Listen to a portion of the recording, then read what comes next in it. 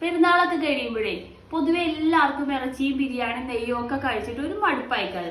അപ്പൊ എന്താ വേണ്ടത്, ഒന്നാം പെരുന്നാളാകുമ്പോ അതൊക്കെ മാറ്റിയിട്ട് വയറിനും വായക്കും ഇഷ്ടപ്പെട്ട കുറച്ച് സംഭവങ്ങളൊക്കെ കഴിക്കാൻ തോന്നും. അങ്ങനെ ഒരു സംഭവം ഞാൻ കാണിച്ചിട്ടുള്ള എനിക്കും എൻ്റെ മക്കൾക്കും എൻ്റെ കെട്ടിയവനും ഞങ്ങളുടെ ഫാമിലി എല്ലാവർക്കും ഇഷ്ടപ്പെട്ട സംഭവം റെഡി ആയിട്ടുണ്ട്.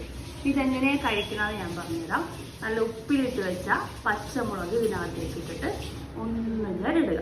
പിന്നെ നമ്മുടെ പയറ്, പുളിയുടെ ആ ഒരു എരിവുള്ള ചമ്മന്തി, പിന്നെ കടല, കൂടെ ഉണക്കലിൻ്റെ ഒരു പീസ് ഇങ്ങനെ കുഴച്ച് ഇതിൽ നിന്നൊരു പിടി ഇങ്ങനെ എരിവും പുളിയും എല്ലാം കൂടി എടുത്തിട്ട് ഇങ്ങനെ എടുത്തിട്ട്